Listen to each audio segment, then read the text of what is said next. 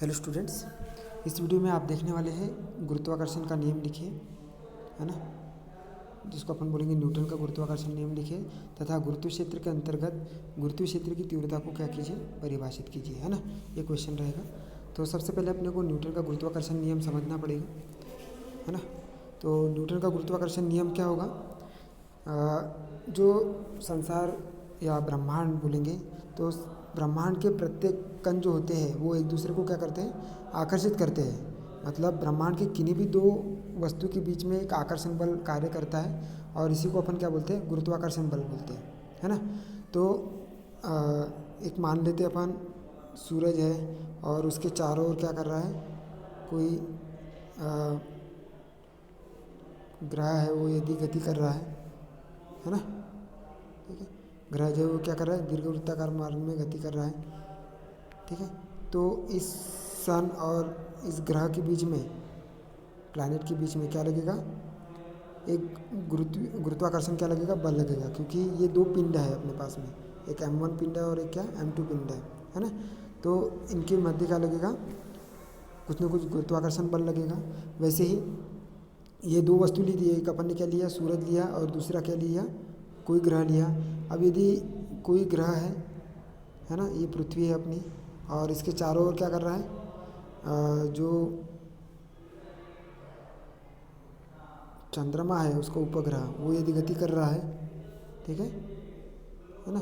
तो पृथ्वी और चंद्रमा के बीच में भी क्या लगेगा, गुरुत्वाकर्षण बल लगेगा। क्या लगेगा, पृथ्वी और चंद्रमा के बीच में भी क्या लगेगा, गुरुत्वाकर्षण बल लगेगा, ठीक है। ये मास है। उसके बाद में ये मून है ना। उसके बाद में यदि कोई पृथ्वी है और पृथ्वी पर यदि कोई व्यक्ति खड़ा हुआ है ना, ठीक है। तो पृथ्वी और इस व्यक्ति के बीच में भी क्या लगेगा, उसके बीच में भी क्या लगेगा, बल लगेगा, जिसको अपन क्या बोलेंगे, गुरुत्वाकर्षण बल। तो संसार के प्रत्येक दो वस्तुओं के बीच में क्या लगता है, एक बल लगता है, जिसको अपन क्या बोलेंगे, गुरुत्वाकर्षण बल बोलेंगे। अब इस बल का परिमाण कितना होगा, इससे संबंधित न्यूटन ने क्या दिया, एक नियम दिया है, ठीक है। तो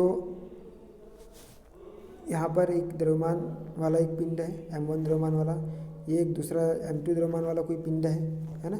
जैसे इसको अपन सूरज ले लेते हैं, क्या ले लेंगे, इसको अपन सूरज ले लेंगे और इसको क्या ले लेंगे, एक प्लैनेट ले लेंगे, है ना, ठीक है। तो दोनों का द्रव्यमान क्या होगा, अलग अलग होगा, ठीक है। तो क्या हो जाएगा, ब्रह्मांड के प्रत्येक कण क्या करते हैं, दूसरे कण को क्या करता है, आकर्षित करता है, तथा किन्हीं दो कणों के बीच में लगने वाला जो बल होता है, जिसको अपन आकर्षण बल बोलते हैं, उन कणों के द्रव्यमानों मतलब m1 तथा m2 के गुणनफल के क्या होता है, समानुपाती होता है। मतलब F इज प्रोपोर्शनल टू क्या रहेगा, m1 इंटू m2, तथा उनके बीच की दूरी कितनी है, उनके बीच की दूरी यदि मान लो कि ये दोनों पिंड जो है वो r दूरी पर एक दूसरे से स्थित है, तो उनके बीच की दूरी मतलब r के वर्ग के क्या होता है, व्युत्क्रमानुपाती होता है, मतलब r स्क्वायर के व्युत्क्रमानुपाती। तो F is proportional to 1/r square होगा, है ना। तो इस प्रकार से यहाँ पर क्या दिखाई दे रहा है अपने को, दो पिंडे दिखाई दे रहे हैं, है ना। इन दोनों पिंडों के बीच में क्या लगता है, आकर्षण बल लगता है, जिसको हम क्या कहते हैं, गुरुत्वाकर्षण बल बोलते हैं। और वे दोनों पिंड एक दूसरे से कितनी दूरी पर रखे गए हैं, r दूरी पर रखे गए हैं। तो चित्रानुसार m1 तथा m2 द्रव्यमानों के दो पिंडों की परस्पर दूरी कितनी है, r दूरी पर वो यदि स्थित है, तो न्यूटन के गुरुत्वाकर्षण बल से क्या लगता है, उनके बीच में लगने वाला जो आकर्षण बल जो है, उन दोनों पिंडों के द्रव्यमानों के गुणनफल के क्या होता है, समानुपाती होता है, तथा उनके बीच की दूरी के वर्ग के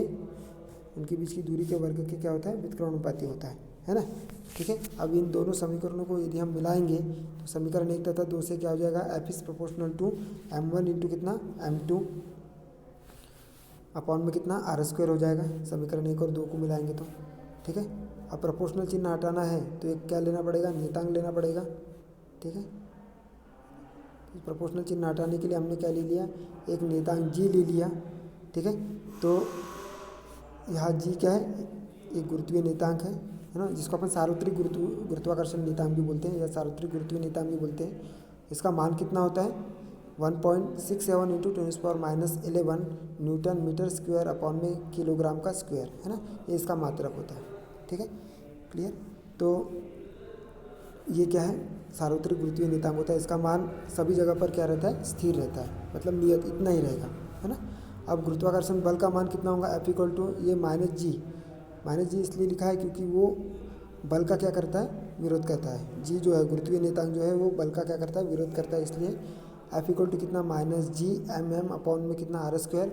और ये एक तरीके से बल एक सदिश राशि है, तो उस बल की दिशा में क्या लेना पड़ेगा, एकांक सदिश लेना पड़ेगा, जिसको अपन ने यूनिट वेक्टर आर लिखा हुआ है। और इस यूनिट वेक्टर आर को अपन क्या लिख सकते हैं, वेक्टर आर अपॉन में मॉड ऑफ आर लिख सकते हैं, ठीक है।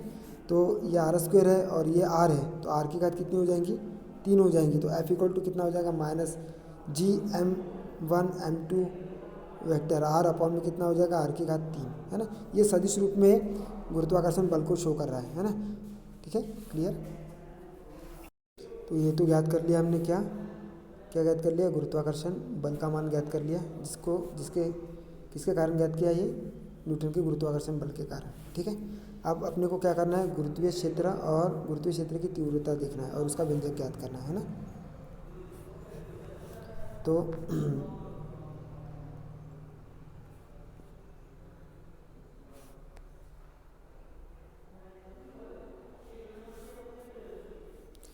यहाँ पर क्या है, ये गुरुत्वीय क्षेत्र है ना। अब गुरुत्वीय क्षेत्र कैसे होगा, जैसे एक स्मॉल एम द्रव्यमान की कैपिटल एम द्रव्यमान की क्या है, वस्तु है ना, क्या है, इसको कैपिटल एम द्रव्यमान की वस्तु, जिसको अपन बोलेंगे क्या, पृथ्वी है ना। अब पृथ्वी के चारों ओर का वह क्षेत्र जहाँ पर कोई भी वस्तु जो है इस पृथ्वी के गुरुत्वाकर्षण बल के कारण नीचे की ओर आएंगी, तो वह क्षेत्र जो होगा जहाँ पर गुरुत्वाकर्षण बल का अनुभव होगा, मतलब इस पॉइंट पर कोई भी वस्तु होगी तो वो क्या होगी, गुरुत्वाकर्षण बल के कारण उस पृथ्वी की ओर क्या हो जाएगी, आकर्षित होगी, है ना। यहाँ पर कोई भी वस्तु रह सकती है ना, जैसे यहाँ पर हो गया, यहाँ पर हो गया, यहाँ पर हो गया, यहाँ पर हो गया, यहाँ पर हो गया, है ना, इसके अंदर, इस गुरुत्वीय क्षेत्र के अंदर, तो वह क्या कहलाएगा, उसका गुरुत्वीय क्षेत्र कहलाएगा। मतलब क्या, किसी एम द्रव्यमान के कण के चारों ओर का, कैपिटल एम द्रव्यमान के चारों ओर का वह क्षेत्र जहाँ पर कोई अन्य द्रव्यमान का जो कण है वो क्या करता है, गुरुत्वाकर्षण बल का अनुभव करता है, क्या कहलाता है, गुरुत्वीय क्षेत्र कहलाता है ना। मतलब गुरुत्वीय क्षेत्र क्या होगा, जहाँ पर गुरुत्वाकर्षण बल क्या किया जाएगा, अनुभव किया जाएगा, वो क्या कहलाएगा, गुरुत्वाकर्षण या गुरुत्वीय क्षेत्र कहलाएगा। ये दिख रहा है आपको, ये जो है, ये एरिया जो है आपको दिख रहा होगा, वो क्या कहला रहा है, गुरुत्वीय क्षेत्र को प्रदर्शित कर रहा है, ठीक है। तो ये किसका गुरुत्वीय क्षेत्र है, ये पृथ्वी का गुरुत्वीय क्षेत्र है, ठीक है, क्लियर।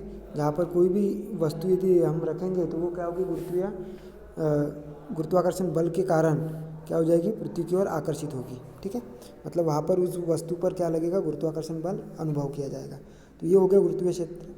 अब इस गुरुत्वीय क्षेत्र की तीव्रता क्या होगी, तो गुरुत्वीय क्षेत्र की तीव्रता मतलब यदि ये एम द्रव्यमान की वस्तु पर जितना बल यहाँ पर काम कर रहा है, बल कितना काम करेगा, अब बल नीचे की ओर काम करेगा, है ना। तो अब बल किसका होगा, अब यह गुरुत्वाकर्षण बल से क्या हो जाएगी, वो वस्तु नीचे की ओर आएगी, इस डायरेक्शन में, कैसे आएगी, इस डायरेक्शन में, है ना। तो उस पर कितना बल काम कर रहा है या कितना बल लग रहा है उस पर, ठीक है ना, वो क्या कहलाएगी, उस बिंदु पर गुरुत्वीय क्षेत्र की तीव्रता कहलाएगी।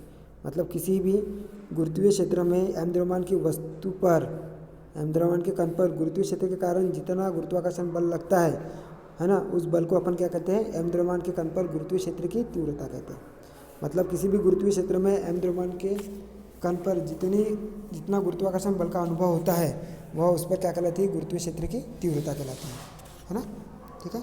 तो माना चित्रानुसार क्या दिया हुआ है, चित्रानुसार कैपिटल एम द्रव्यमान की पृथ्वी है जिसके चारों ओर गुरुत्वीय क्षेत्र में स्मॉल एम द्रव्यमान की क्या रखी है, स्मॉल एम द्रव्यमान की वस्तु रखी गई है, और जिस पर पृथ्वी के गुरुत्वीय क्षेत्र के कारण क्या लगता है, गुरुत्वाकर्षण बल लगता है, क्या लगेगा, गुरुत्वाकर्षण बल नीचे की ओर लगेगा, ठीक है। तो गुरुत्वाकर्षण बल कितना लगता है, हमने देखा था F इक्वल टू कितना, G M capital M into small M upon में कितना, आर स्क्वायर, जहाँ कैपिटल एम बड़ी वस्तु का द्रव्यमान है या पृथ्वी का द्रव्यमान है, और एम जो है वो वस्तु का द्रव्यमान है, स्मॉल एम, ठीक है।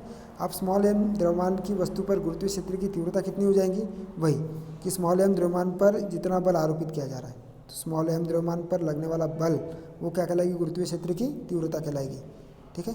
तो यहाँ से कैपिटल एफ की वैल्यू रखेंगे, समीकरण ये इससे, या एफ जो लिखा हुआ है ऊपर, तो आई वैल्यू कितनी है, आई की वैल्यू कितनी आ जाएगी, G capital M small M upon में कितना आर स्क्वायर, एफ की वैल्यू रखी है, अपॉन में कितना हो जाएगा एम, तो एम से एम क्या हो जाएगा, कैंसिल हो जाएगा, तो बचेगा कितना I equal to G M, M upon में कितना, sorry G capital M upon में आर स्क्वायर, ठीक है।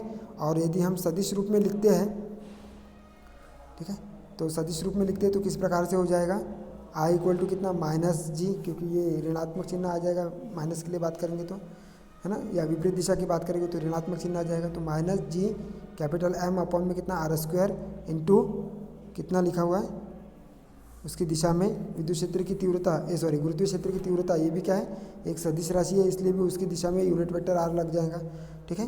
तो यूनिट वेक्टर आर की जगह अपन क्या लिखेंगे, वेक्टर आर अपॉन में आर, तो ये आर स्क्वायर, आर जो है वो आर स्क्वायर के साथ में गुना करके कितना आ जाएगा, आर की घात 3, तो ये वैल्यू जो है वो क्या शो कर रही है, गुरुत्वीय क्षेत्र की तीव्रता, या ये वाली वैल्यू आई इक्वल टू कितना जी एम अपॉन में कितना आर स्क्वायर, ठीक है।